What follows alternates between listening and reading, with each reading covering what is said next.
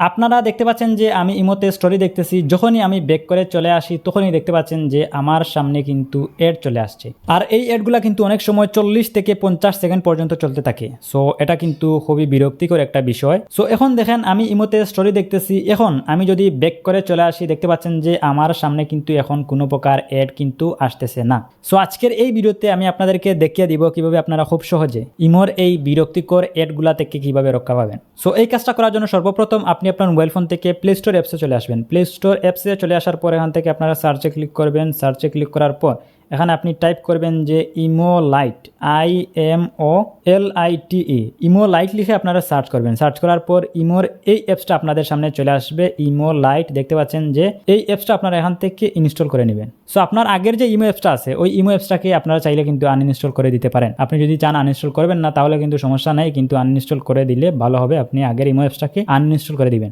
ঠিক আছে। সো আপনারা ইমো লাইট অ্যাপসটাকে ইনস্টল করবেন। ইনস্টল করে এখান থেকে ওপেন করবেন। ওপেন করার পর এখান থেকে এগ্রি এন্ড কন্টিনিউ এই বাটনে একটা ক্লিক করবেন।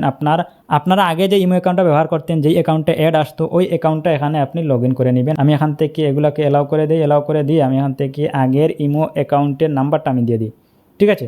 আগের ইমো অ্যাকাউন্টের নাম্বারটা দিয়ে এখান থেকে চয়েস কান্ট্রি, এখান থেকে আমি বাংলাদেশ সিলেক্ট করে দিই। সিলেক্ট করে দিয়ে এখান থেকে আমি টিক মার্কে ক্লিক করে দিই। ক্লিক করে দিয়ে আমি এখান থেকে ওকে ক্লিক করে দিই। ওকে ক্লিক করে দেওয়ার পর এখন পারমিশন চাইবে, এলাও করে দিলাম। আবারও এলাও করে দিলাম। এখান থেকে এগ্রি করে দিলাম, এলাও করে দিলাম, ঠিক আছে। সো এই ইমো লাইট এই অ্যাপসটার ভিতরে কিন্তু আপনারা অনেক ফ্যাসিলিটি পাবেন না, তবে আপনারা সেই বিরক্তিকর অ্যাডের হাত থেকে কিন্তু বাঁচতে পারবেন এই ইমো লাইট যদি আপনারা ব্যবহার করেন, ঠিক আছে। সো গাইস এই ছিল মূলত আজকের ভিডিওটি আপনার কাছে কেমন লেগেছে কমেন্ট করে জানাতে পারেন। আজকের মতো আমি জানাখানে বিদায় নিচ্ছি, দেখা হবে নেক্সট ভিডিওতে। আল্লাহ হাফিজ।